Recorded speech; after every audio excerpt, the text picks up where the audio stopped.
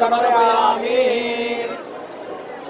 यानि कानि च पापानि जन्मान्तरभूतानि च तानि कानि प्रदक्षिणां पदे पदे अन्यदाचरणाते तमेव शरणं मम तस्मात्